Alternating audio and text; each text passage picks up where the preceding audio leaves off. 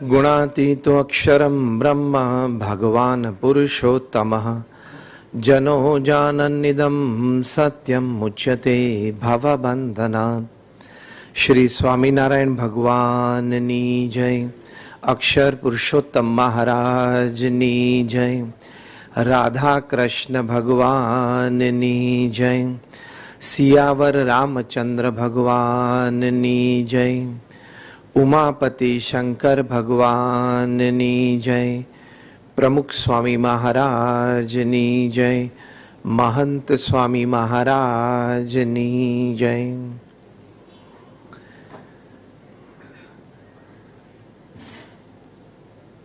आज अहींया प्रसंगे पधारेला आप सर्वे ने जॉली जिमखाना मेम्बर्स और गेस्ट्स ने खास नमस्कार। जय श्री कृष्ण, जय श्री राम અને જય સ્વામિનારાયણ। આમ તો સવારે 10 સાડા 10 વાગે આધ્યાત્મિક બોધ અને જ્ઞાન પ્રવચન સાંભળવા આવવું બહુ અઘરું છે, એમાં પણ રજાનો દિવસ હોય, પણ આપ સર્વે શ્રદ્ધાથી આવ્યા છો એટલે ખૂબ બધા અભિનંદનને પાત્ર છો। અને વિશેષ તો તમારી સંસ્થાના બધા આગેવાન શ્રીઓ मनोजभाई है, मुकेशभाई है, नीलेशभाई है, ए बधाए आ एक कार्यक्रमનું આયોજન કર્યું એટલે આપણે અહીંયા મળવાનું થયું છે। Well, coming to the topic, વાત એમ છે, think different, be different and thus you succeed different. તમે કંઈક જુદું, ઊંચું અને પવિત્ર વિચારો એટલે તમે કંઈક જુદા, ઊંચા અને પવિત્ર બનો। અને જ્યારે તમે જુદા, ઊંચા અને પવિત્ર બનો ત્યારે તમે અસાધારણ સફળતા જીવનમાં પ્રાપ્ત કરી શકો છો। નોર્મલી આપણા કોન્સેપ્ટના મગજમાં એવું હોય છે કે when it comes to success, સફળતા શબ્દ સાંભળીએ એટલે આપણને એમ જ થાય કે મોટું હાઉસ હોય, 2-5 મોટા ધંધા હોય, 2-5-15 મોટી ગાડીઓ હોય, લોકમાં પ્રતિષ્ઠા નામના હોય, એને આપણે વ્યક્તિ સફળ થયો જીવનમાં એમ માની લઈએ છીએ। આ વ્યાખ્યા આપણા જેના મનમાં હોય એ આપણે કૂવાના દેડકા છીએ એમ સમજવાનું। કારણ કે સફળતા એટલો મોટો શબ્દ છે કે એને ખાલી ધન, વૈભવ, સમૃદ્ધિ, કીર્તિમાં બાંધી દેવો એ યોગ્ય નથી। સફળતા શબ્દમાં ઘણી બધી વાત આવે છે। હું ઘણી વખત કહું છું કે there is a big difference between growth, progress and success। તમે તમારા મટીરિયલિસ્ટિક પોઝેશન્સ વધાર્યા એ તમારો ગ્રોથ છે, એટલે કે વિકાસ છે, એ સફળતા નથી। એટલે કે તમારો ધંધો 50માંથી 500 કરોડનો થયો એ તમારો વિકાસ છે, એને સફળતા ના કહેવાય। એ growth, if it is added by ethics, norms and disciplines, નીતિમત્તા, પ્રામાણિકતા એમાં ભળેલી હોય વિકાસમાં। આપણા કોઈ કાર્યથી આપણે ઈડી અને સીબીઆઈ ને આમંત્રણ ન આપીએ એટલે કે નીતિમત્તા અને પ્રામાણિકતા ભળેલી હોય અંદર, તો એને પ્રોગ્રેસ કહેવાય, એટલે કે પ્રગતિ કહેવાય। એટલે કે વિકાસ છે એ સતત પ્રગતિશીલ રહે। And if that growth and progress, if it is aided by humanity, morality and spirituality, it is success। એ વિકાસ અને પ્રગતિમાં માનવતા ભળે, નૈતિકતા ભળે, આધ્યાત્મિકતા ભળે, પછી એ સફળતા બને। કારણ કે સફળતામાં નમ્રતા, સેવા, આંતરિક શાંતિ બધું રહેલું છે। એટલે જે આપણે સક્સીડ ડિફરન્ટ છે એમાંથી પહેલો વિચાર આપણે કાઢી નાખવાનો કે આજે ખાલી આપણે, અથવા તો એના મોટા અર્થમાં ભૌતિક સફળતાની વાત છે, એની વાત આજે આપણે કરવાની પણ નથી। એની માટે બીજા મોટિવેશનલ સ્પીકરો ઘણા છે, કેવી રીતે પૈસા કમાવાની, કેવી રીતે ધંધો કરો, અમારો એ વિષય નથી। અમારો એ વિષય છે કે તમે માણસ તરીકે સારા સાચા માનવ બનશો તો તમને જીવનમાં સંતોષ થશે। આ 70-80 વર્ષના જીવનમાં સંતોષ પ્રાપ્ત કરવો એ બહુ જ મોટી વાત છે। કારણ કે અંગ્રેજીમાં એક કહેવત છે, main is Born crying, he lives complaining and he dies unsatisfied। માણસ રોતા રોતા જન્મે છે, આખી જિંદગી ફરિયાદ કરે છે, મને આ મળ્યું ને મને ના મળ્યું, આને મને આમ કરવું જોઈતું હતું, આને આમ ના કર્યું, આને મને આટલો ભાગ આપવો જોઈતો હતો, મને ધંધામાં આટલો અધિકાર આપવો જોઈતો હતો ને મને ગણ્યો નહીં, મને ગણકાર્યો નહીં, મારી સલાહ માની નહીં, આખી જિંદગી ફરિયાદ. એનું મુખ્ય કારણ એ છે કે આપણે બધા જ એમ માનીએ છીએ કે હું જ ડાયો, શાણો અને બુદ્ધિશાળી છું, બધા મૂર્ખ છે.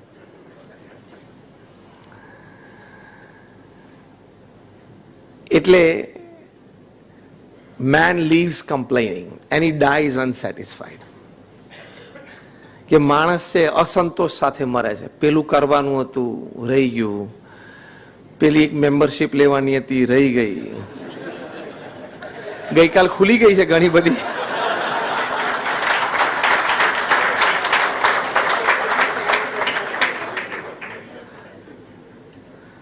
અહીં બેઠા બેઠા ઘણાને ચિંતા હશે કે ટ્રાન્સફરેબલમાં કોઈક મળી જાય જલ્દી તો સારું, એનું સારું થાય, મારું સારું થાય અને સંસ્થાનું સારું થાય. He dies unsatisfied. રાવણ આટલો રાજવી પુરુષ હતા, એ અસંતોષ સાથે મર્યા. આપણા શાસ્ત્રમાં લખેલું છે 1,80,000 વર્ષ જીવેલા. એની ઈચ્છા હતી કે પૃથ્વીથી સ્વર્ગ સુધી એક સીડી બનાવી દો, એટલે શું લોકો ચાલવા જ મળે પહોંચી જાય. સંકલ્પ હતો એનો પૃથ્વી પર. બીજો કયો સંકલ્પ હતો એનો? હા, આખો દરિયો, પૃથ્વી પર આખો જે દરિયો છે એટલે પેસિફિક, એટલાન્ટિક, અરબી સમુદ્ર, એ બધાનું પાણી હું મીઠું કરી દઉં, પીવા લાયક. એનો પ્રોજેક્ટ તો તમે જો, સામાન્ય પ્રોજેક્ટ નહોતા એને હાથમાં લીધા, પણ એ બધા પૂરા થયા પેલા દેહનો અંત આવી ગયો, એટલે હી ઓલ્સો ડાઈડ અનસેટિસ્ફાઈડ. એટલે આટલો સમર્થ એ પણ ડાઈડ અનસેટિસ્ફાઈડ હોય તો આપણે તો ઘાટકોપરમાં રહીએ છીએ.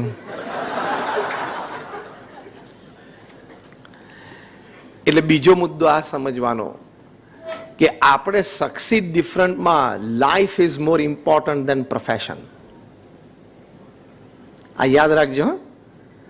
Your life is more important than your profession.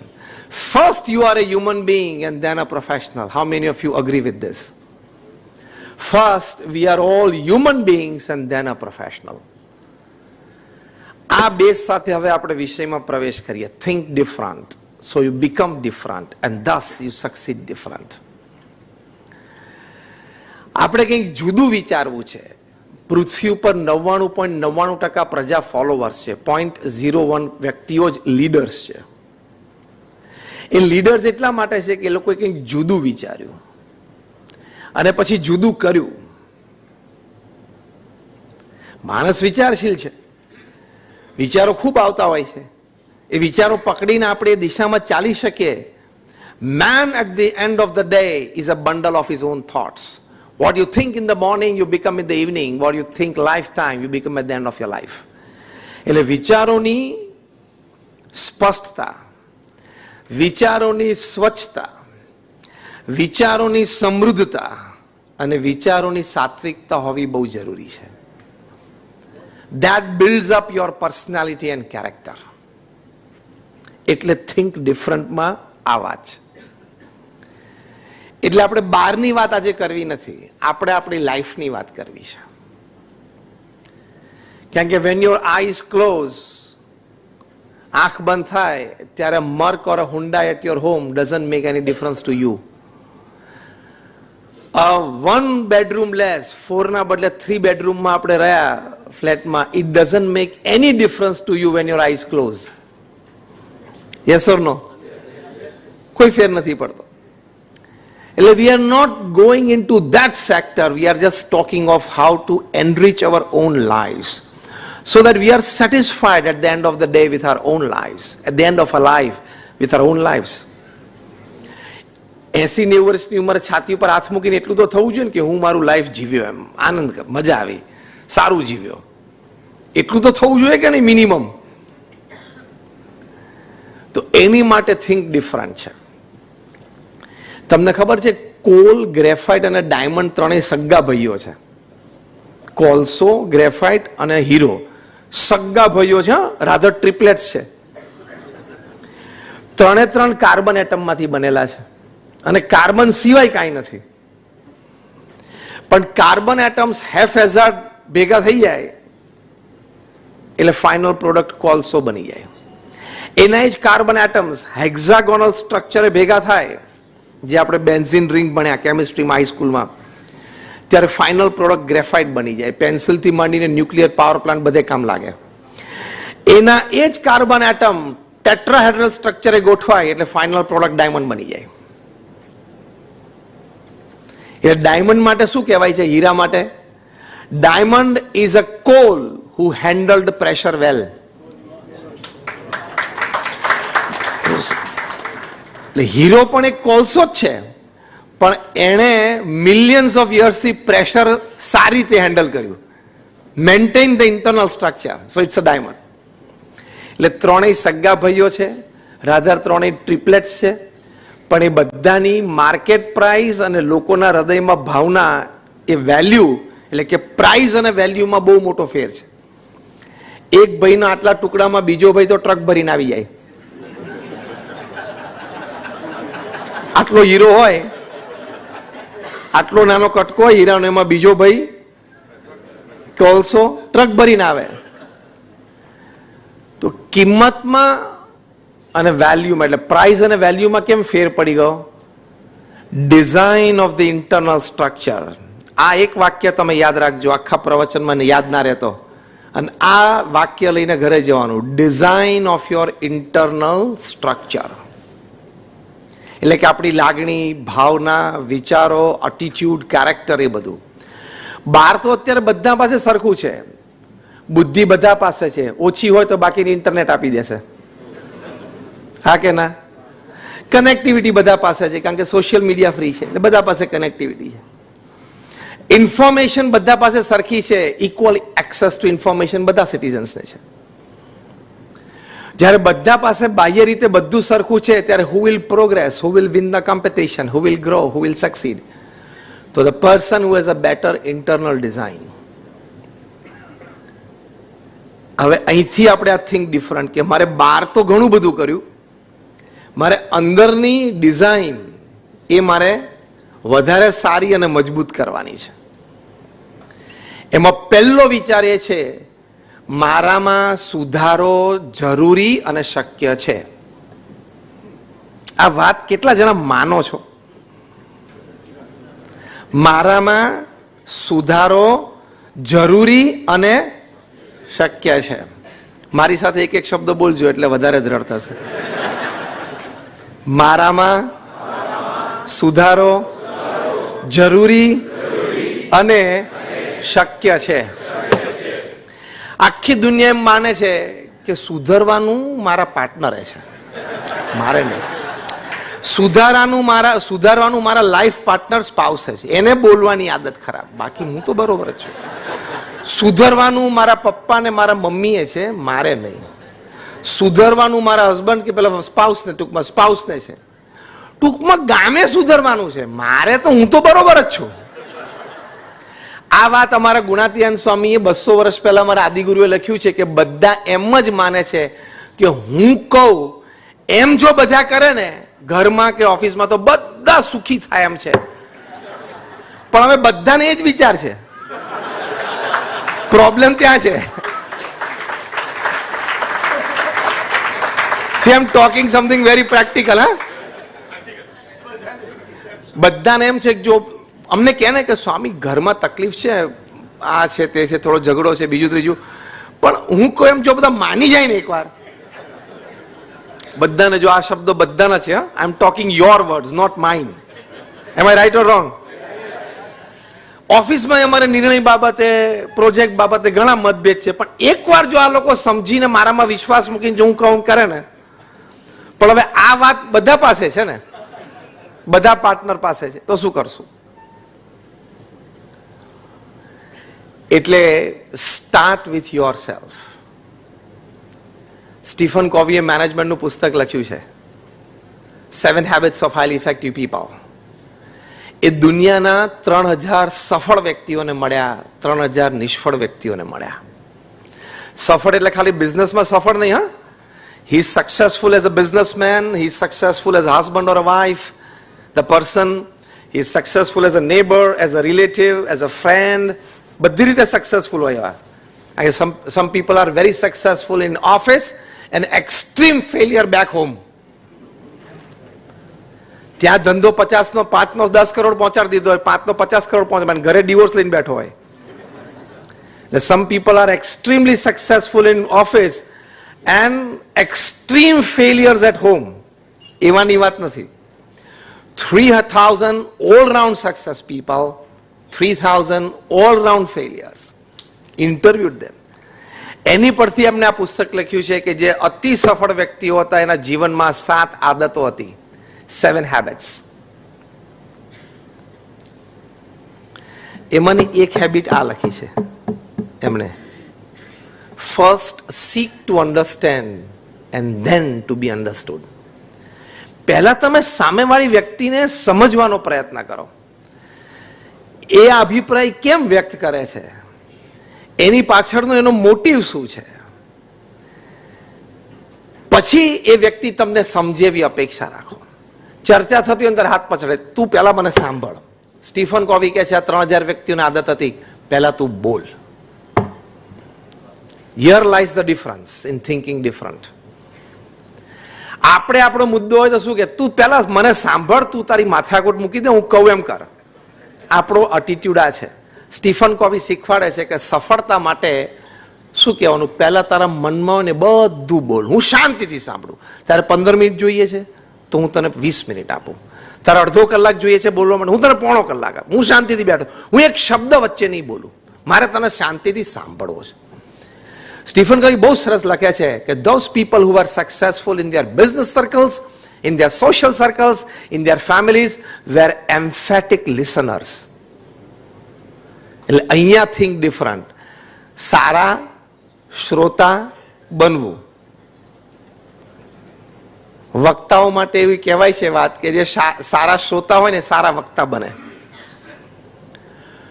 તો seek first to understand and then to be understood. કે મારા એક આ ફેમિલી મેમ્બરનું વર્તન આવું કેમ છે, એની સાથે ઝઘડવાનું અને ટોકવાનું નહીં કરવાનું. પહેલા એને શાંતિથી એ વ્યક્તિને સમજવાનો પ્રયત્ન કરવાનો કે એનું બેકગ્રાઉન્ડ શું છે, એનું એકેડેમિક્સ શું છે, એની સંગ સોબત શું છે, એના વિચારો શું છે, એ નેટફ્લિક્સ ઉપર શું જોવે છે, એનું સોશિયલ મીડિયામાં સર્કલ શું છે. એ પહેલા તમે તમારી સર્કલમાં જે વ્યક્તિઓ છે જેની સાથે પ્રશ્ન છે એને સમજવાનો પ્રયત્ન કરો. તો તમે જુદા બનશો, એ વ્યક્તિને જીતી શકશો અને સાથે રહીને કામ કરી શકશો, અને એ તમારી જીવનની મોટી સફળતા. You succeed in a different way. Stephen કોવીએ 7 હેબિટ્સ લખી, પછી એમને થયું કે હજી એક આઈટમ રહી ગઈ, ટોપ. એટલે એમને આખું સ્પેશિયલ એક જ આઈટમ માટે ધ 8th હેબિટ પાછું પુસ્તક લખ્યું. એટલું જાડું પુસ્તકમાં 7 હેબિટ્સ ઉમેરી હતી, એટલા જ વોલ્યુમમાં 8th હેબિટ ઉમેરી. 2006 ને અહીંયા મુંબઈમાં સ્ટીફન કોવી જાતે આવેલા આ બુકના પ્રમોશન માટે. ઇન્ડિયામાં 4 મોટા સિટીઝમાં, મુંબઈ, બેંગલુરુ, દિલ્હી અને કોલકાતામાં એમની આ સેમિનાર્સ હતા. મુંબઈમાં ઓબેરોયમાં હતા. 700ની સિટિંગ કેપેસિટી હતી. 24 કલાક પહેલા ઈ ટિકિટ ખુલી.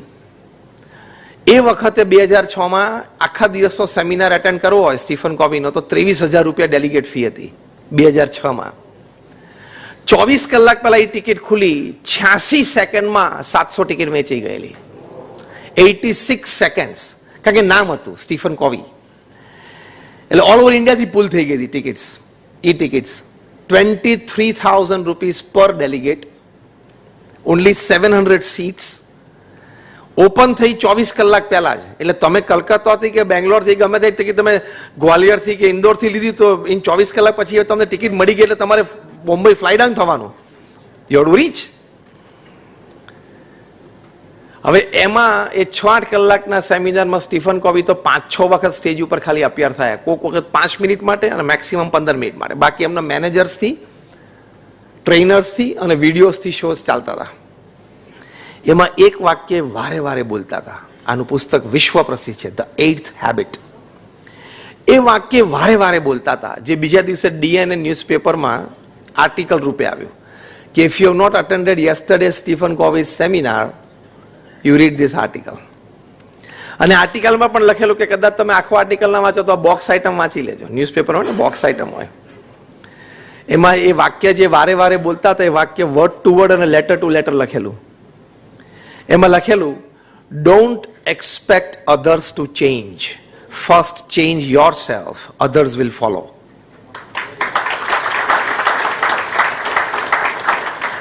આ થિંક ડિફરન્ટ. બધા મને અનુકૂળ થાય અપેક્ષા મૂકી જ દેવાની. એક વ્યક્તિ પણ મને અનુકૂળ થાય અપેક્ષા મૂકી દે, પહેલા હું એને સંપૂર્ણ અનુકૂળ થઈ જાઉં. Let us give him or her a chance to change. We want to use force to change a person. Don't use force. Use quality and values to change a person. આ વિચારધારામાંથી કેટલા બધા ડિવોર્સિસ બચી ગયા છે, આ વિચારધારામાંથી કેટલી બધી બિઝનેસ પાર્ટનરશિપ બચી ગઈ છે, આ વિચારમાંથી ઘણા બધા ફેમિલીનું ડિસઇન્ટિગ્રેશન બચી ગયું છે. Don't expect others to change. First change yourself. Others will follow. આ વ્યક્તિને મારી સાથે તકલીફ છે, એ મારા કયા વિચાર કે મારા કયા ટેવ કે સ્વભાવના લીધે હું એને અનુકૂળ નથી આવતો, એ ચેક કરીને આપણે ચેન્જ કરવો પડે. એટલે પહેલો મોટો એટીટ્યુડ એ કાઢી નાખવાનો કે હું બરોબર જ છું. પહેલો કયો એટીટ્યુડ કાઢી નાખવાનો કે I am perfect and I am okay. Am I right or wrong? So repeat with me what I say. I am not perfect. મજા આવી આ વાક્યમાં? આમાં ઘણા બધાને ઈગો ડિફ્લેટ કરવો પડશે. સાથે પેરેલલ જ વાક્ય ચાલે. આઈ એમ ઇમ્પરફેક્ટ. બસ આટલું તમે તમારા સ્પાઉસ સાથેના રિલેશનમાં મગજમાં રાખજો, તમારા બિઝનેસ પાર્ટનર સાથેના રિલેશનમાં મગજમાં રાખજો, કોઈ પણ વર્કિંગ કલીગ સાથે રાખજો. અમારા ગુરુ મહંત સ્વામી મહારાજ છે જર્મની ગયેલા 1986માં, જ્યારે અમે ગાંધીનગરનું અક્ષરધામ બનાવી રહેલા ત્યારે.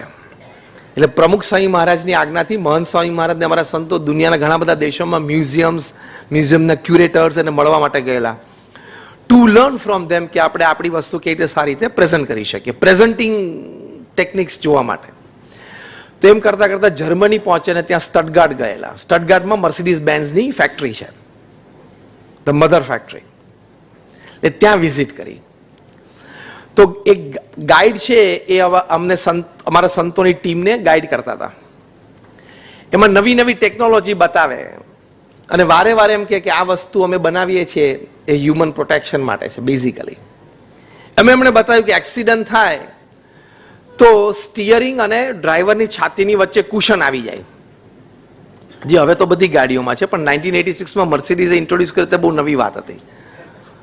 એટલે કે એરબેગ.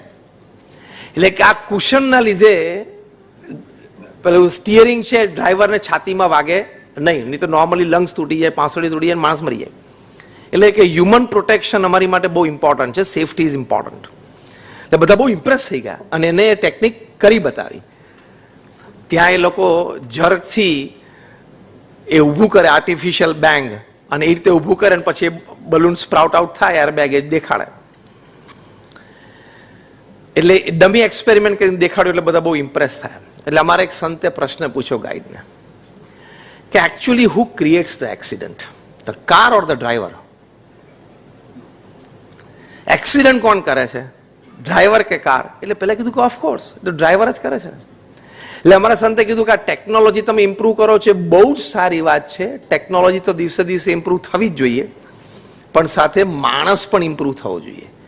પછી અમારા સંતોએ કીધું કે you improve the technology, we improve people.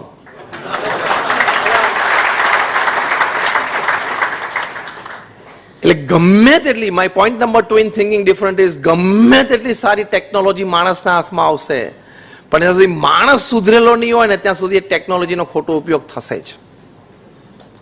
એઆઈનો થવા માંડ્યો, ડોક્ટર વિડીયો બનવા માંડી, અને બહુ મોટા એક કેબિનેટ મિનિસ્ટરની બની 2 દિવસ 3 દિવસમાં. ડોક્ટર વિડીયો છે, ફેક, ડીપ ફેક. ખબર પડી જાય પણ એક વખત કલાક 2-4 કલાક માટે તો એ ધમાલ મચાવી જ દે. પછી 4-5 કલાકે બધી ક્લેરિટી ફરવા માંડે, સોશિયલ મીડિયામાં ગવર્મેન્ટ તરફથી વોટેવર, પણ ડીપ ફેક જો એટલે ટેકનોલોજી સારામાં સારી વસ્તુ છે, પણ માણસની બુદ્ધિમાં સંસ્કાર નહીં હોય ને તો ટેકનોલોજીનો દુરુપયોગ થશે જ. અત્યારે આપણે ડર એ જ છે કે ન્યુક્લિયર વેપન્સ અથવા તો ડર્ટી વેપન્સ ટેરરિસ્ટના હાથમાં ક્યાંય ન આવી જાય. બહુ જ મોટું જોખમ છે આ. એટલે થિંક ડિફરન્ટમાં આપણે આ વાત છે કે I need a change, I can change positively and I can change for the betterment of my own life. એટલે આપણે પહેલો મુદ્દો શું સમજતા હતા? મારામાં સુધારો જરૂરી છે અને શક્ય છે. હવે સુધારાથી કેટલો ફેર પડે છે?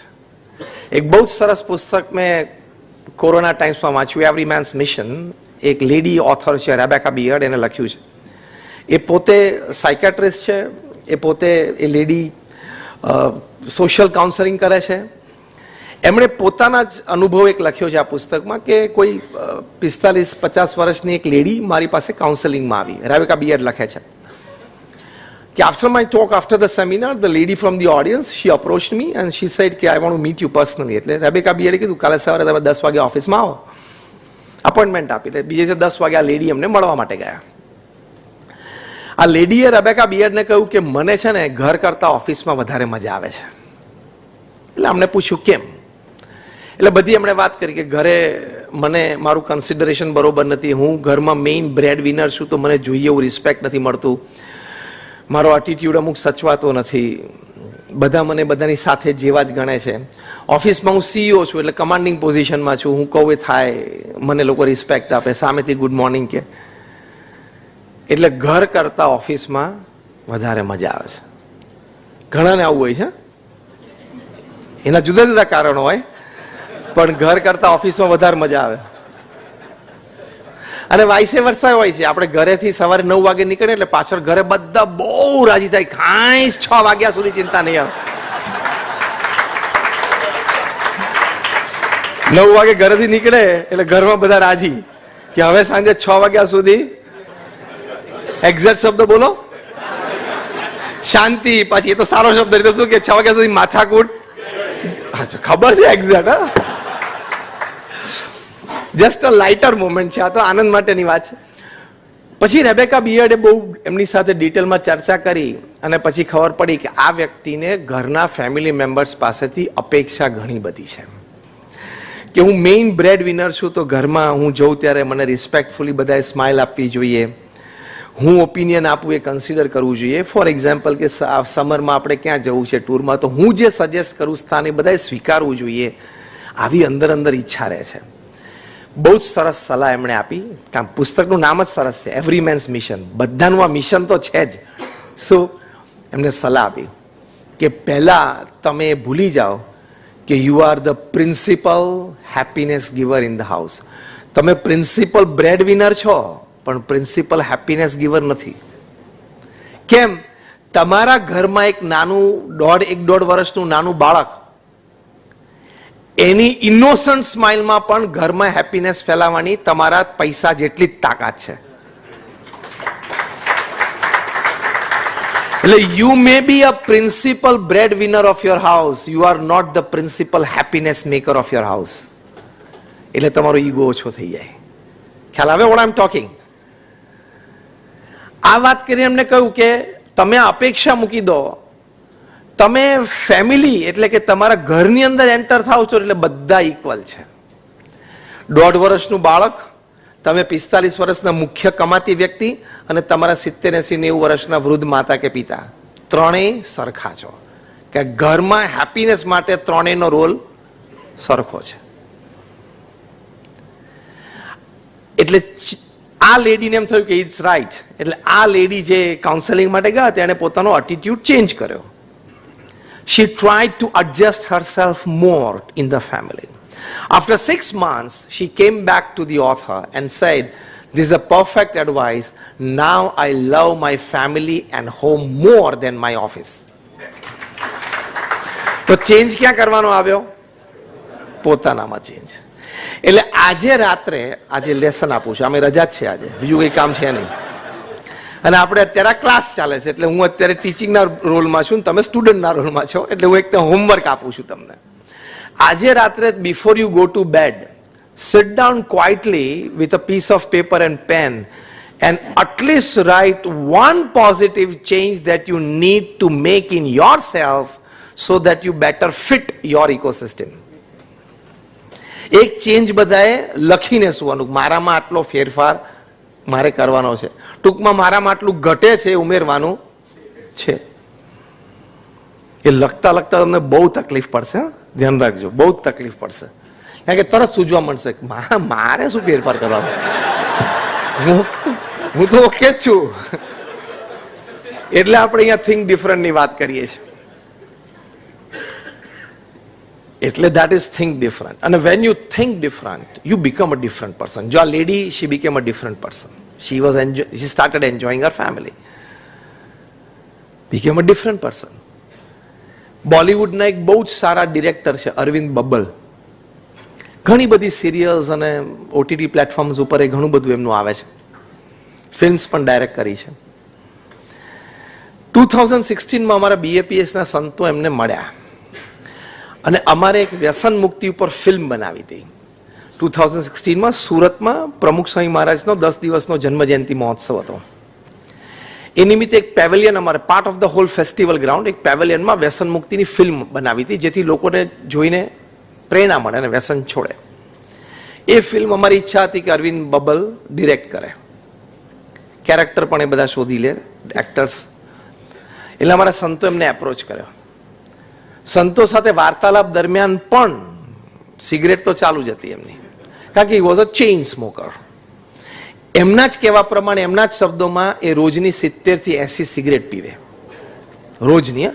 ચેઇન એટલે લિટરલી ચેઇન સ્મોકર, કે નવી સિગરેટ માટે એટલે મેચ બોક્સ સવારે એક જ વાર વાપરવાનું, ખબર પડી, પછી એક જ સિગરેટમાંથી બીજી સિગરેટ ચાલુ થઈ જાય. એને રિયલ ચેઇન સ્મોકર કહેવાય, literally to the meaning of the word. એમનો એક પ્રસંગ અરવિંદ બબ્બલનો, એ ત્યાં પોલેન્ડમાં એમને એક શૂટિંગ હતું. એટલે મુંબઈથી એ નીકળ્યા, એટલે એના સેક્રેટરીને પૂછ્યું કે આપણે શું છે, કેટલા વાગે નીકળવાનું છે ને શું ફ્લાઇટ અરેન્જમેન્ટ છે. એટલે કીધું કે આપણે નોન સ્ટોપ ફ્લાઇટ છે. તો કે હાઉ મેની આવર્સ? તો કે 8 hours. તો કે 8 કલાકની મૂરખ છું, ગાંડો છું એમ કરીને ગુસ્સે થઈ ગયા સેક્રેટરી ઉપર. બધી ટિકિટો કેન્સલ કરી નાખ. હવે એનું ને એના ક્રૂની બધી દર 2-2.5 કલાકે એરપોર્ટ આવવું જ જોઈએ, કારણ કે સ્મોકિંગ રૂમ તો જ મળે ને એને. હવે 2 કલાક એના સિગરેટ વગર રહેવું એટલે મગજ એનું ગાંડું થઈ જાય. એટલે બધી હોપ કરાવડાવી, મુંબઈ ટુ કરાચી, કરાચી ટુ કાબુલ, આગળ ત્યાંથી મોસ્કો, મોસ્કોથી લેનિનગ્રેડ, લેનિનગ્રેડથી ત્યાં પોલેન્ડ, વોર્સો, બધી ચેન્જ કરાવડાવી. એટલે 3 કે 4 જમ્પે ત્યાં પહોંચ્યા. એ ચેન્જ કરીને બધી ટિકિટ્સ, ત્યારે એને કમ્ફર્ટ આવ્યું. ખાલી એક જ કાર્યક્રમ માટે, શું, નીચે જઈને સ્મોકિંગ રૂમમાં જઈને સિગરેટ પીવાની. વળતા ટિકિટ્સ ચેન્જ કરવાનો પ્રયત્ન કર્યો, પણ બધું ફૂલ જતું હતું, એટલે શક્ય જ નહોતું કે એને મળે. એક જ બ્રેક મળતો હતો, હોપ મળતું હતું, એ વોર્સો એટલે પોલેન્ડથી મોસ્કો અને મોસ્કોથી સીધા બોમ્બે. એટલે મોસ્કો એરપોર્ટ ઉપર ઉતર્યા. હવે મોસ્કોમાં 3-4 એરપોર્ટ છે, એટલે એક એરપોર્ટ એવું હતું કે ત્યાં ખબર નહીં શું વ્યવસ્થા, પણ એને સ્મોકિંગ રૂમ ન મળી. એટલે એને સેક્રેટરીને પૂછ્યું કે તું નેટ ઉપર ચેક કર કે આ એરપોર્ટ ઉપર આપણે સિગરેટ પીએ તો ફાઇન કેટલી થાય. એટલે એને રૂબલ્સમાં ચેક કર્યું, એટલે ખબર પડી કે લગભગ 1.25 લાખ જેટલી થાય. લાવ સિગરેટ, બિંદાસ પી લીધી. સીસીટીવી કેમેરામાં આવી ગયા, એટલે ઓફિશિયલ્સ આવી, યુ કાન્ટ સ્મોક હિયર. તો કે ફાઇન આપી દે, સિગરેટ પૂરી કરી લીધી. આવા માણસ, એની પાસે અમારે વ્યસન મુક્તિની ફિલ્મ બનાવવાની.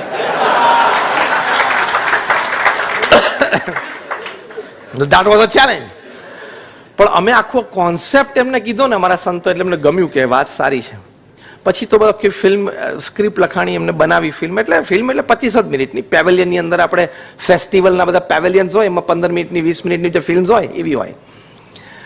એટલે એમણે એ ફિલ્મ બનાવતા બનાવતા સંતો સાથે સહવાસ થયો, એમની સાથે વાતચીત, પ્રેરણા, તો એ રિડ્યુસ કરતા કરતા 30 સિગરેટ ઉપર આવ્યા. See, when you think different, it has the power to change yourself. 30 cigarette ઉપર આવ્યા. પણ પછી એમને સંતોને મોઢે કીધું કે હવે તમે મને એક પણ વખત એક પણ સિગરેટ ઓછું કરવાનું કહેતા ના દે. I have come to the last oxygen of my life. પછી 2016માં મેં સેલિબ્રેટ કર્યો 10 દિવસનો ફેસ્ટિવલ. સુરત ત્યાં આવ્યા અને ત્યાં મહંત સ્વામી મહારાજને રૂબરૂ મળ્યા. અને મહંત સ્વામી મહારાજને મળ્યા અને પ્રથમ જ દર્શન સંતો એમને બેકગ્રાઉન્ડ આપેલું કે આ વ્યક્તિનું આ બેકગ્રાઉન્ડ છે. મહંત સ્વામી મહારાજે એમને માથા ઉપર હાથ મૂકીને કીધું કે મક્કમતા રાખજો, છે એ જતું રહેશે. મહંત સ્વામી મહારાજની આંખોમાં જે પ્રેમ, જે ભાવ, જે આધ્યાત્મિકતા એમને ખૂબ સ્પર્શી ગયું. અને ત્યાં જ એમને પ્રેરણા મળી. 2016 December, today is 2023 April, May, he has not touched a cigar. એના વાઈફ તને ખબર પડી તો એના વાઈફ તો ઘરે ધ્રુસકે ને ધ્રુસકે રડે. પહેલા તો બિલીવ ના થાય, પણ એક આખો દિવસ ગયો તો જોયું કે મારા હસબન્ડે એક પણ સિગરેટ પીધી નથી. બીજો દિવસ ગયો, ત્રીજો દિવસ ગયો તો શી ફેલ્ટ લાઈક ચમત્કાર તો થયો જ છે. હવે આ અરવિંદ બબ્બલ એમ કહે છે કે કોઈ સિગરેટ પીતું હોય ને તેનો ધુમાડો મને નથી ગમતો. અલે આવું હોય? What a change. એમણે એમના 30, 40, 50 ફ્રેન્ડ્સને ઇન્સ્પાયર કરીને, વાત કરીને, મોટિવેટ કરીને સિગરેટનું વ્યસન છોડાવ્યું છે. સાથે સાથે એમને એમ થયું કે if I can make this change, I can make a bigger change also. એ પોતે કહેતા કે મારો સખત ગુસ્સો સેટ ઉપર, એક્ટિંગમાં, ડિરેક્શનમાં, સેટિંગમાં સેટ પણ ફેરફાર હોય એટલે એનો ગુસ્સો આસમાને પહોંચી જાય અને કોઈ આજુબાજુ 10 ફૂટની રેન્જમાં ઊભું ના રહી શકે. એક એકદમ કૂલ ડાઉન થઈ ગયો. માય વાઈફ, માય ફેમિલી, મારો સ્ટાફ, ઓફિસ બધા અત્યારે બહુ જ રાજી છે કે સાબ બહોત બદલ ગયે, સાબ બહોત બદલ ગયે. તો જો મોટો ફેરફાર આપણામાં શક્ય છે, થઈ શકે છે. એટલે આપણે જે ચેન્જ લખીએ ને એ ચેન્જ આપણે પ્રેક્ટિસ કરશું તો થઈ જશે, એ શક્ય છે. એટલે થિંક ડિફરન્ટમાં સી બીકેમ સક્સેસફુલ ડિફરન્ટલી. કેવી રીતે? A better family person, a better working colleague. કારણ કે ગુસ્સો અને સિગરેટ ઓછા થઈ ગયા, 0 થઈ ગયા. તો પહેલો મુદ્દો છે think different, be different, succeed ડિફરન્ટમાં સુધારો મારામાં જરૂરી અને શક્ય છે. બીજો મુદ્દો, when you think different, you succeed different. કેવી રીતે? તો એક આ પર્સનલ લાઈફની વાત કરી કે ભાઈ મારા જીવનમાં સુધારો જરૂરી અને શક્ય છે. બીજી વાત, બીજો મુદ્દો, સંબંધો સુધરી શકે છે. Think different. આપણે બેઠા છીએ બધાને invariably, I can tell with all confidence કે આપણા જીવનમાં 2, 5, 15 સંબંધો બગડેલા છે. માણસ છીએ, આપણોય વાંક હોય, સામેવાળાનોય હોય. કોન્સેપ્ટ શું છે થિંકિંગ ડિફરન્ટમાં? Relationships can be improved. ખાલી અત્યારે માનવાનું છે. Do you believe? તો મારી સાથે બોલજો, સંબંધો સુધરી શકે છે. આપણા તરફથી થોડો પ્રયત્ન કરવાનો છે. એની માટે પણ 200 વર્ષ પહેલા અમારા ગુણાતીયન સ્વામીએ લખ્યું છે, જો આપણે એના થઈ જઈએ તો એ આપણા થઈ જાય. એ કળા છે. ઘણા વ્યક્તિઓમાં કળા હોય છે. They are smart in human relations. જ્યાં બોલવાનું હોય ત્યાં બોલી લે, જ્યાં શાંત રહેવાનું ત્યાં શાંત રહી દે, જ્યાં નીચી નજર રાખીને સ્વીકારી લેવાનું ત્યાં નીચી નજર રાખીને સ્વીકારી લે, અને છતાં બીજા રૂટ ઉપરથી સોફ્ટલી પોતાનું મન ધાર્યું પણ કરાવી શકે. એક કળા છે.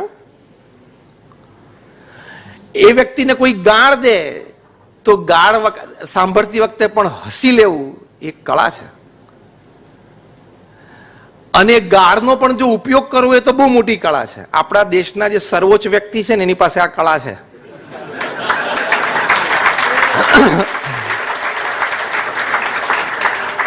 એમને કોઈ ગાળ દે, he has a knack of turning that into a huge vote bank. એક બહુ મોટી કળા છે, સામાન્ય કળા નથી.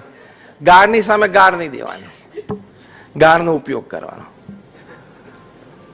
આવી ઘણી બધી લૌકિક કળા છે કે જેમાં તમે કોન્ફિડન્ટલી કોઈ પણ સંબંધ સુધારી શકો છો. એટલે your homework number 2 today is, આજે રાતે તમે જ્યારે પહેલો મુદ્દો લખવા બેસો ત્યારે બીજો મુદ્દો લખવાનો કે મારે આ 5-7 વ્યક્તિઓ સાથે ડિફરન્સ ઓફ ઓપિનિયન અથવા ઈગો ક્લેશ અથવા એટીટ્યુડ ક્લેશ રહે છે, તો આમાંથી હું એક વ્યક્તિ આજે નક્કી કરું છું કે in 1 week I will try from my side to improve the relations, અને see you become a different person and you will succeed differently. સંબંધો સુધરી શકે છે. પ્રમુખ સ્વામી મહારાજ એમના જીવનકાળ દરમિયાન 1300 થી પણ વધારે સંસ્થા ઊભી કરી. આ તમારે જોલી જીમખાના એક સંસ્થા છે ને, આવી નાની મોટી 1300 સંસ્થાઓ. એકનું સંચાલનમાં કેવું થાય છે સાંજ પડે મનોજભાઈ? એકનું આ સંચાલન વહીવટ વ્યવહારમાં આ 1300 hospital, hostel, schools, colleges, community centre, સંસ્કાર કેન્દ્ર, મંદિર અને અક્ષરધામ. 1300. ઘણા સારા ડેવલપર્સ અને બિલ્ડર્સ અમે મળીએ ને તમે હું એને એક જ પ્રશ્ન પૂછું છું, 1300 જમીન પર્પસફુલી આ આંખથી તે જોઈ હોય તો મને કે. હજી સુધી મને કોઈ આ નથી પાડી. કાં તો એમ પૂછ્યું ગમે તેવા મોટા બિલ્ડર અને ડેવલપર હોય 1300 જમીન ઉપર પર્પસફુલી પગ મૂક્યો હોય, ફરવા ગયા હોય ગાર્ડનમાં વોક લેવા ગયા હોય એવું નહીં કે ભાઈ આનું કંઈક હોય તો જુઓ ને, કંઈક હોય તો કંઈક કરીએ વિચારીએ, એમ એવા પર્પસથી. પછી કર્યું ના કર્યું ચેપ્ટર 2. પર્પસફુલી એ જમીન ઉપર આમ પગ મૂક્યો હોય 1300 જમીન ઉપર, એ આંગળી ઊંચી કરો. ત્યારે કોઈ આંગળી ઊંચી ના કરે. પ્રમુખ સ્વામી મહારાજે 1300 જમીન ઉપર 1300 પ્રોજેક્ટ પૂરા કર્યા, અને એ પણ નોન રેસિડેન્શિયલ, નોન કમર્શિયલ. બાંધીને વેચવાના નહોતા, non residential, non commercial project. એટલે ગિનીસ બુક ઓફ વર્લ્ડ રેકોર્ડ્સે લખ્યું છે કે Pramukh Swami Maharaj is the master builder of the 20th century. એટલે તમે બિલ્ડર કહેવાઓ ને, માસ્ટર બિલ્ડર. આ હું બેકગ્રાઉન્ડ એટલા માટે આપું છું, સમજજો.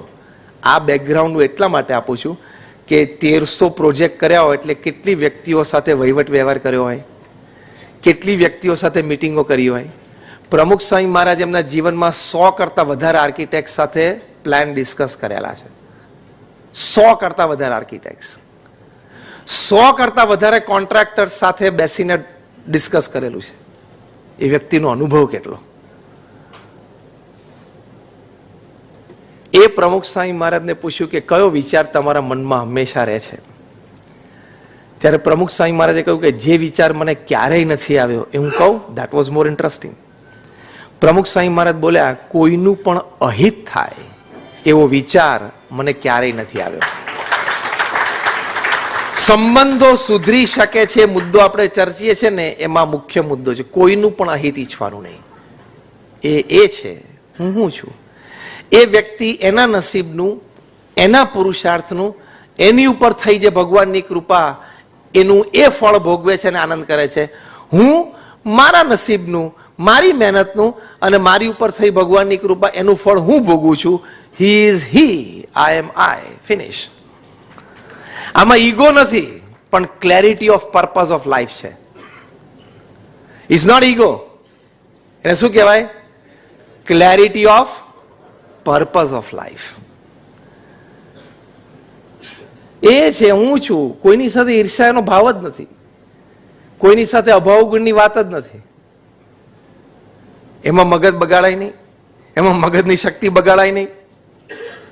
એટલે meet and greet every people with a smile. Professionally પણ એર હોસ્ટેસીસ બધા સ્માઇલ કેવી આપે છે? જેમ તમારે 20 વર્ષનો સંબંધ હોય ને એવો સ્માઇલ આપે. હા, એનું પ્રોફેશન છે and they are up to the mark. એનું પ્રોફેશન છે ને કરવું જોઈએ, કરે છે. તો આર્ટિફિશિયલી પણ લોકો એટલું કરી શકે છે. તમે નેચરલી થોડુંક પણ કરો ને તો તમારા સંબંધો બહુ સારા રહે. પ્રમુખ સ્વામી મહારાજ 40 લાખ લોકોને વ્યક્તિગત મળ્યા, સવાર બપોર સાંજ મુલાકાત આપતા. 40 lakhs, 4 million. અને બધાને પ્રશ્નો સાંભળ્યા અને એનો ઉત્તર આપ્યો. એમનો જનસંપર્કનો અનુભવ કેટલો બધો. એમણે એક સરસ વાત રજૂ કરી સંબંધો સુધરી શકે છે એની માટે. પ્રમુખ સ્વામી મહારાજ બેલ્જિયમમાં હતા, ડોક્ટર શાહના ઘરે એમનો ઉતારો હતો. એમને કહ્યું કે સ્વામી, કોઈ વ્યક્તિની એક નેગેટિવ વાત, એનો અવગુણ, એનો કોઈ ફોલ્ટ એકવાર નજરમાં આવે પછી કાયમ આપણે એ વ્યક્તિને એ નજરે જ જોઈએ કે આ આવો. કોઈ એ વ્યક્તિની સારી વાત આપણને કરવા આવે ને તો આપણે કંઈક વાત તારી બરોબર છે, પણ હું તને એક વાત કરું. એ આપણો મૂળભૂત સ્વભાવ, એને કહેવાય કાગડાનો સ્વભાવ. શું કાગડા છે ને પેલા ઢોરને ચાંદવું પડે ને એટલે ત્યાં જ ચોંટે. પ્રમુખ સ્વામી મહારાજ એક કહેવત બહુ સરસ બોલતા, કાગડો હોય ને ઢોરના ચાંદા ઉપર ચોંટે અને વાછડું હોય ને એ ગાયના આંચળે, એટલે એને દૂધનું સુખ આવે અને પેલાને લોહી અને માંસની ગંધ આવે. એમ આપણે સ્વભાવ છે ને એ વાછરડા જેવો રાખવો કે આપણે સાચી સારી વાત હોય ત્યાં જવું, ખોટી ખરાબ વાત હોય એમાં ઇન્ટરેસ્ટ તો બધાને બહુ પડે. આ લોકો ન્યૂઝપેપર વાળા ખાલી લખે ને સ્કેમ, સ્કેન્ડલ, આ શબ્દ વાપરે એટલે પહેલી નજર ત્યાં જાય ને પહેલો આર્ટિકલ એ જ વાંચવાનો. હવે તમે અંતરદ્રષ્ટિ કરો, શું થઈ ગયું? તને કોઈ ફેર પડતો નથી, થયું કે ના થયું. It doesn't make you any difference. અને આમથી કેએલ રાહુલને કેમ T20 ની ટીમમાં નહીં લીધો હોય? નથી લીધો બિચારાને, વર્લ્ડ કપ રમવા નથી જવાનું ગઈકાલના સમાચાર પ્રમાણે. હવે તને BCCI એ પૂછ્યું નથી, તું BCCI ની કમિટીમાં નથી, અને આની ચર્ચા તું ઓફિસમાં બપોરે ટી ટાઈમ વખતે 2:30 વાગે તું 10-15 મિનિટ કરી. You are wasting your time, you are wasting your energy, you are even wasting your personality and character in the hearts and minds of people. અહીંથી બધા સંબંધો બગડે છે. Don't discuss people. And if you want to discuss positively. Those people who discuss people are cheap minds. Those people who discuss events are average minds. And those people who discuss ideas are great minds. તો તમારા સંબંધો કોઈ દિવસ બગડે નહીં. તો સંબંધો વ્યક્તિઓ સાથે બગડે નહીં. એમાં હું ખાસ એક વાત કરું છું, આપણા મોબાઈલમાં તો 500, 800, 1000, 2000 જેટલા નંબર હોય, એટલે એમાંથી 25 વ્યક્તિ સિલેક્ટ કરી લેવાની કે આ 25 વ્યક્તિ મને મારા જીવનમાં જોઈએ કોઈ પણ સંજોગોમાં, તો મારા જીવનમાં મને આનંદ રહે.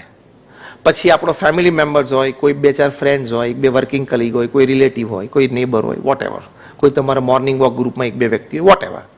25 વ્યક્તિઓ લાઈફમાં સિલેક્ટ કરી લેવાની. એ 25 વ્યક્તિ મારે કોઈ પણ સંજોગોમાં મારા જીવનમાં જોઈએ, મારા જીવનનો હિસ્સો છે. પછી એ 25 વ્યક્તિ સાથે બધું કોમ્પ્રોમાઇઝ. એની ભૂલ હોય ને તો આપણે સોરી કહેવાનું, કારણ કે we want the person in my life.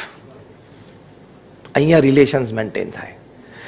અને એકવાર એ વ્યક્તિને પણ ખબર પડે કે ભૂલ મારી હતી છતાં એને સામેથી મને ફોન કર્યો, ભૂલ મારી હતી છતાં એને ગણકાર્યું નહીં અને મને સ્માઇલ આપી દીધી. પછી જે બંને જણા વચ્ચે બોન્ડિંગ થાય ને, that is a great bonding. Relationships આવી રીતે સ્ટ્રોંગ થાય. સામેવાળી વ્યક્તિની ભૂલને સ્વીકારીને મોટું મન રાખવું. 100માંથી 99 ભૂલ તો એવી હોય છે કે તમે દરગુજર કરી જ શકો છો. એકાદ ભૂલ એવી હોય કે જેમાં તમારે ડિસ્કશન અને ડિસિઝન હોય. બાકી 99 ભૂલ તો ચલાવી લેવાય એવી હોય છે, કારણ કે એ તો હ્યુમન ફેક્ટર છે. આપણે થોડે ભૂલ નથી કરવાના.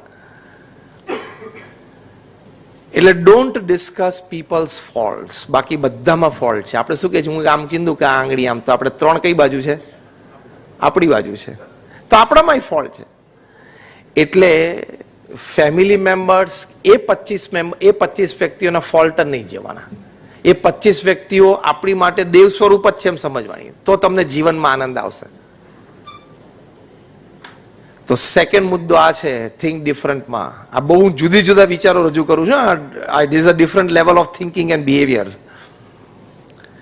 કે સંબંધો સુધરી શકે છે. એની માટે એક ફોર્મ્યુલા મેં બનાવી છે. It is called the TAAC formula, TAAC.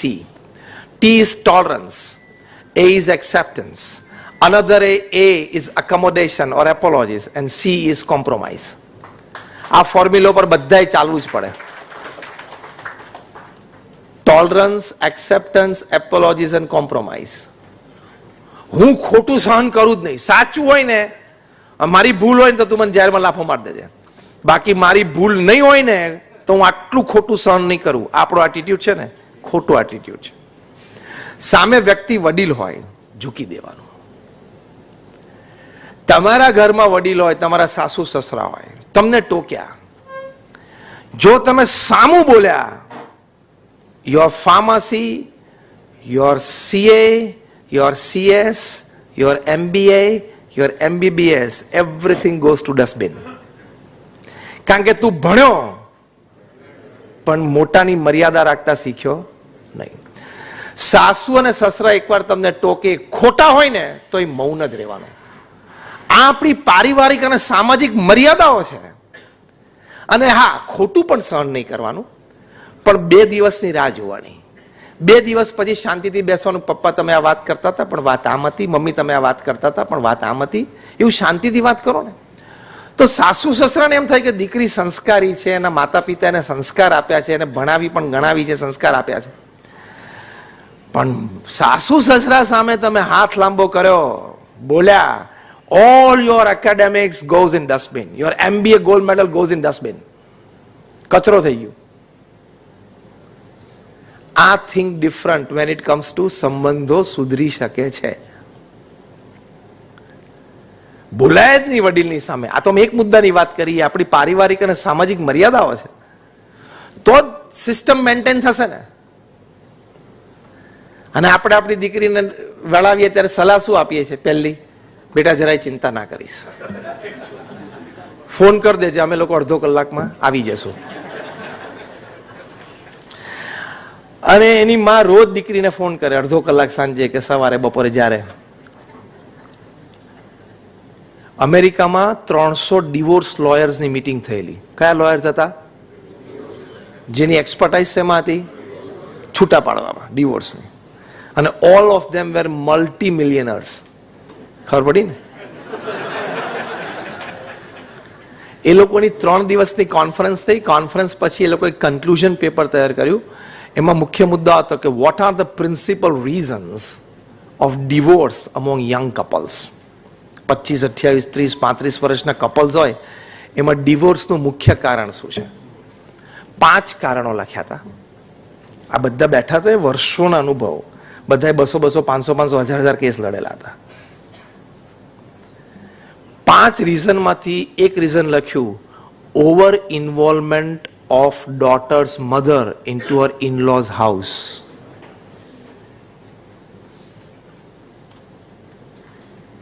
બધા સ્તબ્ધ થઈ ગયા. જો પિન ડ્રોપ સાયલેન્સ આવી ગયા. હતા રોજ કરીએ જ છે, આજ કરીએ છીએ. વન ઓફ ધ, કારણ કે ત્યાં પછી શંકા કુશંકાઓ શરૂ થાય છે. અને તમે આમે રોજ અડધો કલાક કોઈ એક વ્યક્તિ સાથે વાત કરવાનો પ્રયત્ન કરો. અઠવાડિયા, આજ સાંજથી શરૂ કરો, કોઈ એક વ્યક્તિ સાથે, કોઈ તમે ચૂઝ કરો, એની સાથે રોજ મારે અડધો કલાક વાતો કરી. તો કરો શું? એમ કહું છું. 15 મિનિટ પછી મેટર જ નથી કઈ. રોજ અડધો કલાક વાત કરો. તમારી દીકરીને સાસરે મોકલ્યા પછી શું? થેપલા કર્યા, રોટલી કરી, ભાખરી કરી, જે કર્યું ખાઈ લેશે. દીકરીને જ સલાહ આપવાની, બેટા હવે તારું એ ઘર છે, મહિને 2 મહિને એવી તારી કોઈ ઈચ્છા હોય તો તું ફોન ઉપર વાત કરજે, અમે રાજી છીએ.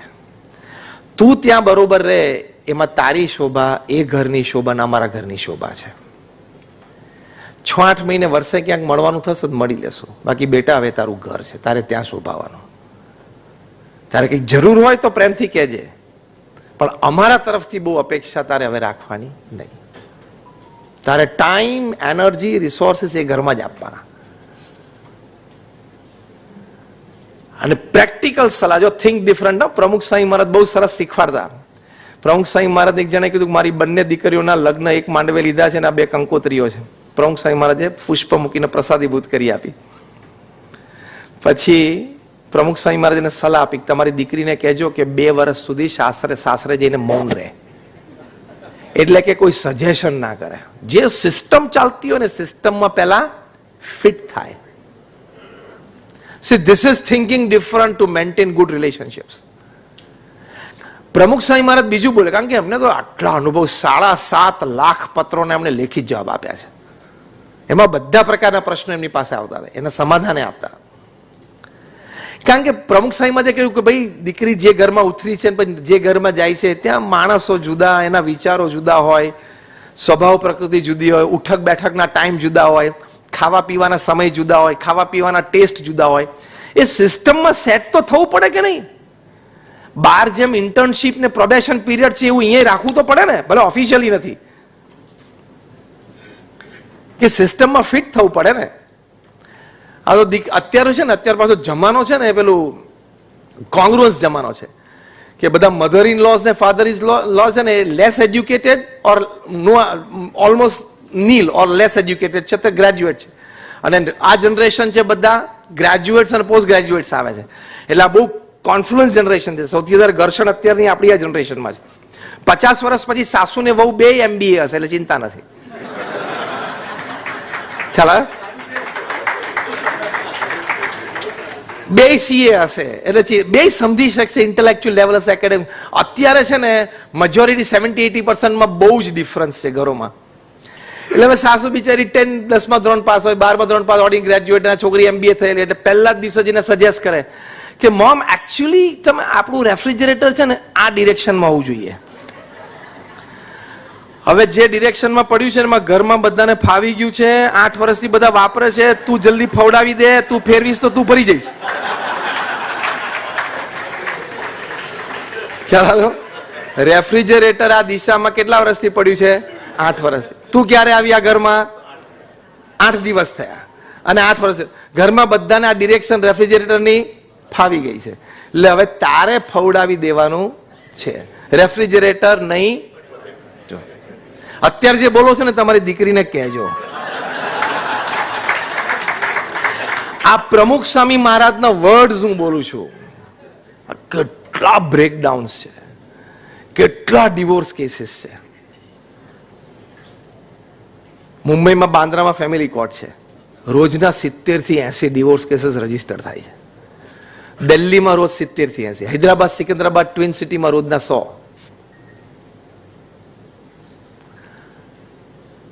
અમુક તો કલાકોમાં ડિવોર્સ થાય છે. બોલો, હજી મેરેજ થયા ને 8મા કલાકે ડિવોર્સ માટેનું રજીસ્ટ્રેશન. રેકોર્ડ. IPL કરતા ફાસ્ટ ગેમ રમે છે.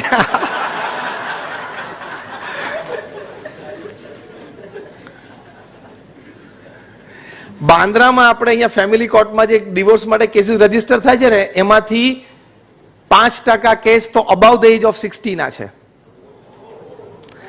એટલે આ 30-35 વર્ષ ચાલી ગયું અથવા ચલાવી લીધું, વોટ એવર. હવે 10-15 છે, અમે 75 એક વિકેટ પડવાની છે બેમાંથી. ચલાવી લે 10-15, પણ નથી ચાલતો. તો બાંદ્રાની ફેમિલી કોર્ટમાં જે આ 5% કેસીસ ડિવોર્સના અબાઉ ધ એજ ઓફ 60 થાય છે એની ઉપર વકીલોએ રિસર્ચ કરી કે આમાં કારણો શું છે. ફની કારણ. હા, પહેલું કારણ, suddenly my spouse has lost the sense of dressing. એટલે 60 વર્ષે જબ્બો લેંગામ બધું આવી જાય. કેવું 63 વર્ષે બધું આવી જાય. લો, હવે 60 વર્ષે સેન્સ ઓફ ડ્રેસિંગ જોવાની હોય 35 વર્ષના લગ્ન પછી. ડિવોર્સનું કારણ છે અબાઉ ધ એજ ઓફ 60. બીજું કારણ એ તમને એનાથી પણ ફની લાગશે. The temperature of AC and speed of fan in bedroom. એકને પંખો 2 ઉપર ફાવતો હોય ને એકને 5 ઉપર ફાવતો હોય તો બંને પ્રેક્ટિસ કરીને 4 ઉપર આવી જવું જોઈએ. ટેમ્પરેચર કોકને રાત્રે સુધી વખતે 20-22 જોઈએ, કોકને 24-25 જોઈએ, તો બંને 22 ઉપર સેટલ કરી લેવાનું. અને ના થાય તો એક રજાઈ, એનાથી ના પતે તો પલંગની. સજેશન ઘણા બધા છે. પણ આવા this are the real reasons. આપણે મુદ્દો શું ચર્ચી રહ્યા છે? સંબંધો સુધરી શકે છે. આ બધી વાત ઉપર આપણે વિચાર કરવો પડે. હવે તમે ઘરે આવ્યા અને તમારા વાઈફે તમને સરપ્રાઈઝ આપી કે જો આપણે કર્ટેન્સ બદલી નાખ્યા. હવે ધારો કે કલર તમને ના ગમતો હોય તો તમારે રિસ્પોન્સ શું આપવાનો છે? અહીંયા બોલો છો ત્યાં બોલજો.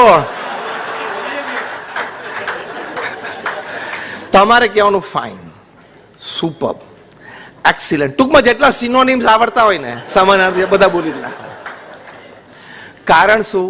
નાવ I am coming to something very serious. Listen carefully. Reason is, પહેલું, તમારે કંઈ આખી જિંદગી પડદાની સામે બેસીને કાઢવાની નથી. એમાં રાઈટ ઓર રોંગ? બરોબર. અને within the 4 walls of the house તમારે ઓથોરિટી ડેલિગેટ કરી જ દેવાની. સુખી રહેવું હોય તો ધીસ ઇઝ થિંક ડિફરન્ટ. પડદાનો કલર સહેજ લાઇટ હોત, સહેજ લાઇટમાં એનું મન તૂટ્યું એટલે ચા અને શાકના ટેસ્ટમાં ફેરફાર થશે જ. I'm joking, it's not going to happen, but I'm joking. What I mean to say is, આવી નાની વાતમાં સંબંધોમાં ઘા વાગે. જો આમાં તૂટી નથી જવાનો સંબંધ, પણ થોડીક ઉણપ, ઓછપ તો આવવાની છે કે આમ આટલું મેં મહેનત કરી અને 10 દિવસથી મેં કલર સિલેક્શન માટે આટલી મહેનત કરી, રોજ બપોરે 2-4 કલાક શોરૂમમાં ગયા પછી આ કલર સિલેક્ટ કર્યો ને. સેન્સ ઓફ એપ્રિસિએશન રાખવાનું. Sense of appreciation. નાની વાત હોય ને, ગ્રેટ. એ બાબતે આ પશ્ચિમના જગતમાંથી ખરેખર શીખવા જેવું છે.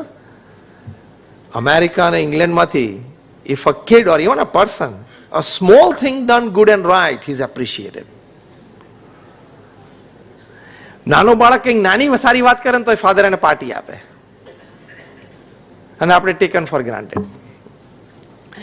એટલે સંબંધો સુધરી શકે છે. એટલે ટેક ફોર, થોડું ટોલરેટ કરી લેવું, થોડું એક્સેપ્ટ કરી લેવાનું. એક્સેપ્ટન્સમાં આ કે હવે તમે જે વ્યક્તિઓ તમારા જીવનમાં છે એમાં હવે વ્યક્તિઓમાં બદલાવ આવવાનો નથી. એના નેચરમાં કદાચ ચેન્જ આવી શકે પણ વ્યક્તિ તો એની જ રહેવાની છે. એટલે એમાં કંઈ બદલાવ આવવાનો નથી. Accept your family, accept the people at your working place fully. Your working place people is your second family. Got it? તમારી ઓફિસમાં જે તમારી સાથે કામ કરે છે તમારું સેકન્ડ ફેમિલી છે. બસ એ કોન્સેપ્ટ રાખો તો તમને કોઈ દિવસ સંબંધો બગડવાની શક્યતા ઓછી ને સંબંધો બગડેલા હોય તો સુધરી શકે છે. ત્રીજી વસ્તુ, સરળતાથી અહમ કરતા વધારે સારું કામ થાય છે. સરળતા રાખવાથી અહમ કરતા વધારે સારું કામ થાય છે. આ ત્રીજું થિંક ડિફરન્ટ. લોકોને શું હોય છે? If I show my attitude I can work. મેં 500 થી પણ વધારે જીવન ચરિત્રો વાંચ્યા છે. From Nelson Mandela to Abraham Lincoln to George Washington to Pramukh Swami to Sachin Tendulkar, everybody. એ લોકોના જીવનમાં એક સદગુણ હતો બધાના કે don't show your attitude, be humble and straightforward, you will work better than the work produce by your ego attitude. કારણ કે લોકોને તમારી પાસે આવું ગમશે. સચિન લગભગ 10 થી 12 વખત 90s માં આઉટ થયા છે.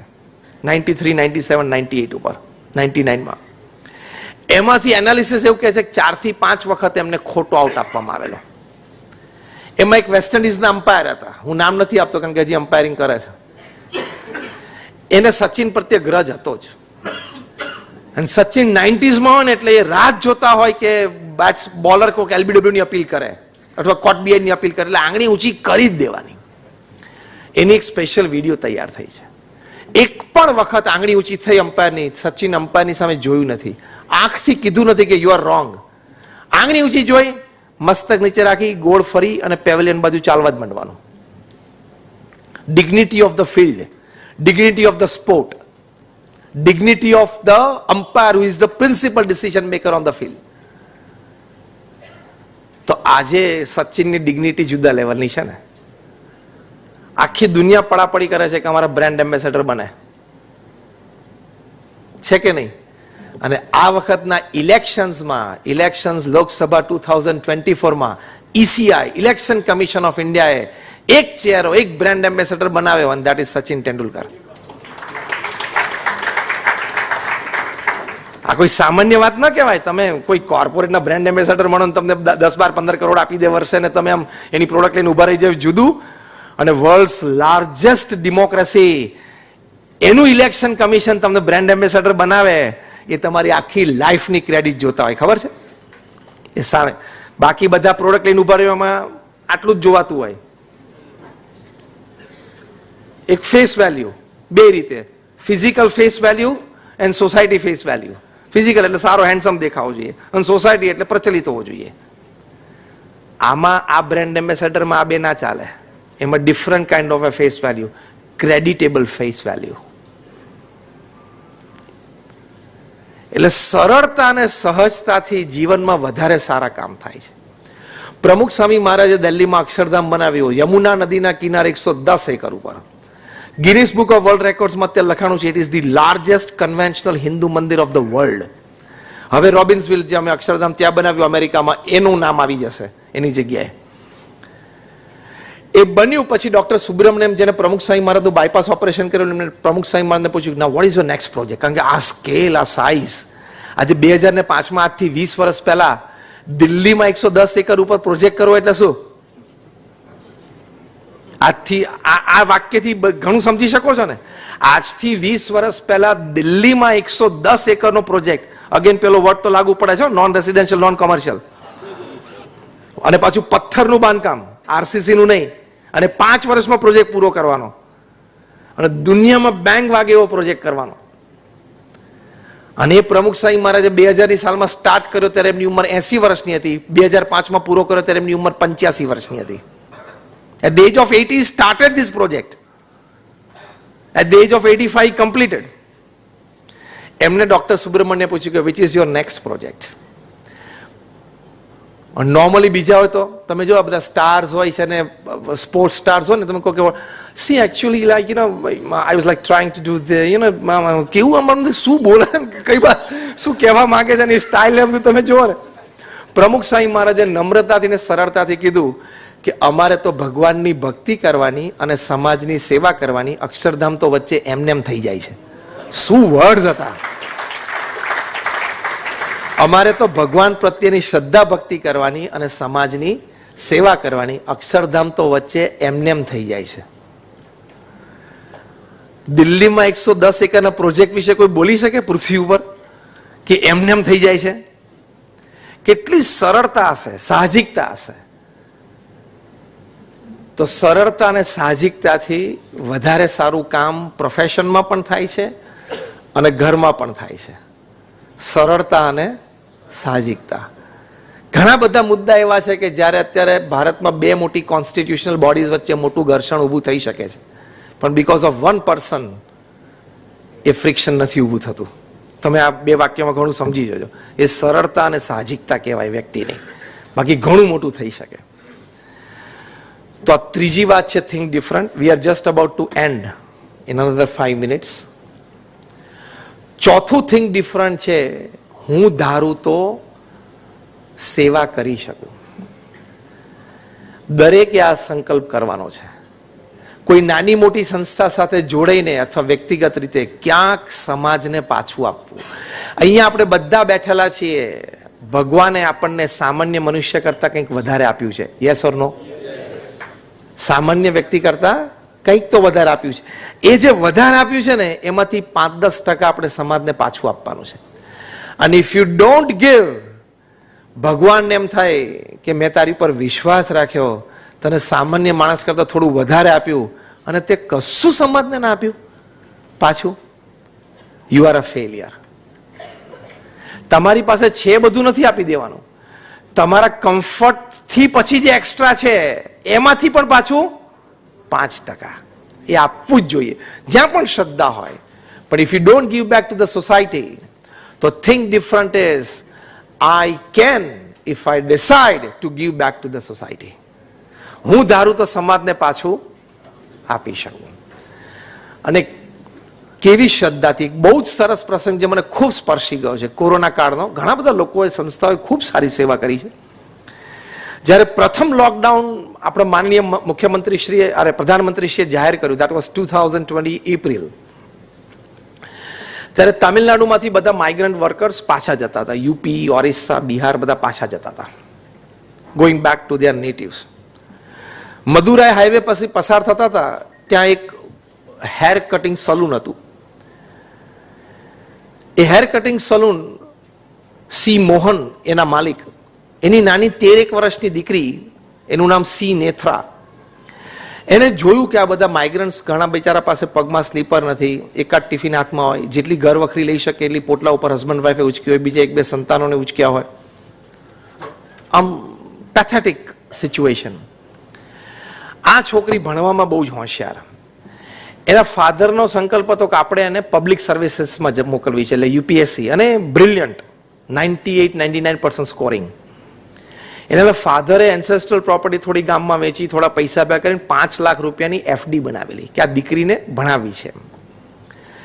આ 13 વર્ષની દીકરીને પણ ખબર કે પપ્પાએ મારી માટે 5 લાખ રૂપિયા રાખ્યા. એને પપ્પાને કીધું, પપ્પા અત્યારે આ લોકો પાસે ફૂડ નથી, આપણે આ 5 લાખ રૂપિયાની એફડી તોડી અનાજ લાવીએ અને મોહલ્લા આપણા સોસાયટીના બધા બહેનો ભેગા થઈને આપણે રસોઈ બનાવે અને ફૂડ પેકેટ્સ તૈયાર કરીને આ લોકોને ફૂડ પેકેટ્સ આપીએ. એટલે માતા પિતાના આંખમાં આંસુ આવી ગયા. પણ એ દીકરીની બહુ ઈચ્છા હતી, તે પ્રમાણે કર્યું અને 5 લાખ રૂપિયા વપરાઈ ગયા. આ સામાન્ય હેર કટિંગ સલૂન ચલાવતા એની માટે 5 લાખ તો બહુ મોટી રકમ કહેવાય. આ વાત સ્થાનિક વાત કરતા કરતા લોકલ ન્યૂઝપેપરમાં ક્યાંક પ્રિન્ટ થઈ. એટલે લોકલ પોલિટિશિયન્સ અને સમાજના આગેવાનોને ખબર પડી. એટલે એ લોકો ત્યાં મળવા માટે આવ્યા. એ વાત પછી ચેનલ્સ ઉપર, વિડીયો ચેનલ્સ ઉપર, ટીવી ચેનલ્સ ઉપર હાઇલાઇટ થઈ. આ દીકરીનો ફોટોગ્રાફ, એની આ સ્ટોરી હાઇલાઇટ થઈ. એટલે ઉછળતી ઉછળતી વાત પ્રધાનમંત્રી સુધી પહોંચી અને પ્રધાનમંત્રીએ મન કી બાતમાં વાત લીધી. એ છોકરીનો ફોટોગ્રાફ, એ સલૂન, એ બધાને હેલ્પ કરે છે, એની વિડીયો બધી લીધી. મન કી બાતમાંથી એ વાત ઉછળી તો સાઉથ ઇસ્ટ એશિયાના યુનાઇટેડ નેશન્સના રેપ્રેઝેન્ટેટિવ દિલ્હીની ઓફિસમાં વાત ગઈ. ત્યાંથી એ વ્યક્તિ આ દીકરીને મળવા માટે મદુરાઈ આવ્યા. આ વાત જાહેર થઈ એટલે એ વખતના તામિલનાડુના ચીફ મિનિસ્ટર એ દોડીને આવ્યા અને એને જાહેરાત કરી દીધી કે આ દીકરીને જ્યાં સુધી ભણવું હોય ત્યાં સુધી તામિલનાડુ ગવર્મેન્ટ એને ભણાવશે. આ યુનાઇટેડ નેશન્સ અને યુનેસ્કો એ લોકોએ આ એના રેપ્રેઝેન્ટેટિવ મળ્યા અને જોયું કે આવી નાની ઉંમરે આવી ભાવના, આવી સેવાની ભાવના, અને યુનેસ્કોની હેડ ઓફિસમાં ત્યાં જીનીવામાં રિફ્લેક્ટ થઈ. યુનેસ્કોએ નક્કી કર્યું કે આપણો જે યુનાઇટેડ નેશન્સનો ફૂડ પ્રોગ્રામ છે for poor, united nations food programme for the poor, એની માટે આ 13 વર્ષની દીકરીને આપણે બ્રાન્ડ એમ્બેસેડર બનાવવી. એટલે 2021-22-23ની સાલમાં 2 વર્ષ માટે this little girl of just 13 or 14, વિચાર તો કરો, she became a brand ambassador for United Nations Food Program for the Poor. On behalf of United Nations, she traveled to more than 40 to 50 countries. And seminars and conferences માં એને ખાલી પોતાના જીવનની story જ કહેવાની. And she inspired many people. એટલે એક વ્યક્તિ ધારે તો કામ કરી શકે છે, સેવા કરી શકે છે. એટલે think different, જો think different, તો she became a different person and she succeeded differently. બાકી કોઈ મદુરાઈમાં સામાન્ય ટાઉનમાં 13 વર્ષની દીકરી યુનેસ્કોની બ્રાન્ડ એમ્બેસેડર બની શકે? ડિફરન્ટ લેવલ ઓફ સક્સેસ આવી ગયો. એને થિંક ડિફરન્ટ શું? સેવા કરવી છે. એમ આપણે બધાય ભાવના રાખવી કે સેવા કરવી છે. જે પણ થાય, ભારતના 140 કરોડમાંથી 25 કરોડ વ્યક્તિ એવી છે કે જે ધારે તો કંઈક કરી શકે. હા કે ના? છેવટે કંઈ નહીં તો 1 કલાક તો સેવા ફિઝિકલી ક્યાંક ઓફર કરી શકે. તમારી બાજુમાં કોઈ સેવાભાવી સંસ્થાઓ, ત્યાં જઈને તમે કોણ કે હું રોજ આવીશ સાંજે ને અડધો કલાક હું કચરો વાળી આપીશ તમને. બીજી કોઈ સેવા નથી તો સાફ સુફીની તો છે ને હું કરીશ, તમારા સાફ સુફી વાળા હું કરીશ. સાયન્સ પ્રૂવ કરે છે કે when you selflessly serve, the hormones released in your body from the pituitary gland into your bloodstream gives you a sense of relief, gives you a sense of peace. આ scientifically proved છે. એટલે સેવા થઈ શકે છે. અને છેલ્લી વાત, શ્રદ્ધા કેળવી શકાય છે. નાસ્તિકમાં નાસ્તિક માણસ હોય ને એ પણ એકવાર જ્યુડિશિયસલી વિચાર કરે ને તો ભગવાન પ્રત્યેની શ્રદ્ધા અને ભક્તિ કેળવી શકાય છે. અમે 400 વૈજ્ઞાનિકોની હાજરીમાં એકવાર તાજલેન્ડ એન્ડ બેન્ડ્રામાં મારી એક ટોક હતી. My topic was logic versus faith, અને 400 સાયન્ટિસ્ટ બેઠા હતા. પછી અમારે તો 2 કલાક તો ક્વેશ્ચન જ ચાલેલો. એમ નહીં મજા આવી, આપણને નહીં મજા આવી. Logic versus faith. I told them a very simple thing કે કાલ સવારે પૃથ્વીની સ્પીડ થોડી ઘટે. પૃથ્વી એની ધરી ઉપર ફરે છે 1,00,000 કિલોમીટર પર આવરની સ્પીડ. હા, એમાંથી એની સ્પીડ ઓછી થઈ અથવા તો સ્ટેગરિંગ ચાલુ થયું તો ખબર પડી શું થાય. આપણે આજે આપણો દિવસ 2 કલાકનો, રાત 22 કલાકની થઈ જાય. કાલે કદાચ એવું બને કે દિવસ 23.5 કલાકનો, રાત અડધો કલાકની જ રહે. આવું પૃથ્વી એક્સિસ ઉપર ફરતી ફરતી જો સ્ટેગરિંગ ચાલુ કરે તો આવું થાય.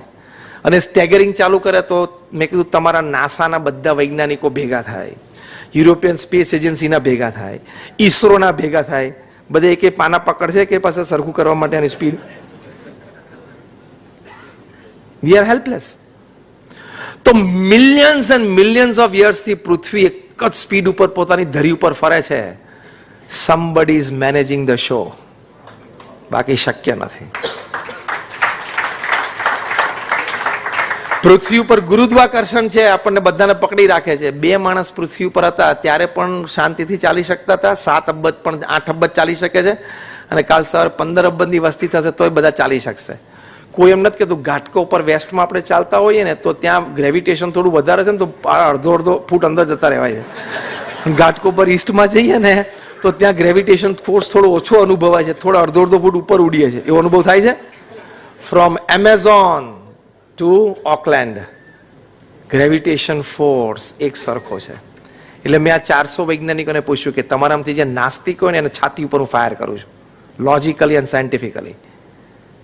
સાયન્સ તમારું એમ કહે છે કે તમે ફોર્સ વાપરો છો. હું તમારો હાથ પકડીને ખેંચું તો મારી એનર્જી વપરાણી ને, એ એનર્જી મને ક્યાંથી પાછી મળે છે? હવામાંથી, પાણીમાંથી, ખોરાકમાંથી, વ્યાયામમાંથી, આરામમાંથી એનર્જી પાછી મળે છે. આ ગ્રેવિટેશન બધાને ખેંચે છે તો એ એનર્જી વપરાય છે કે નહીં? સમજીને બોલજો હા કે ના. મારી પાસે 2 માટે 303 છે. તમે એમ બોલો કે એનર્જી વપરાય છે તો રીઇમ્બર્સ કેવી રીતે થાય છે? આટલી બધી એનર્જી પાછી ક્યાંથી આવે છે? Who is doing it?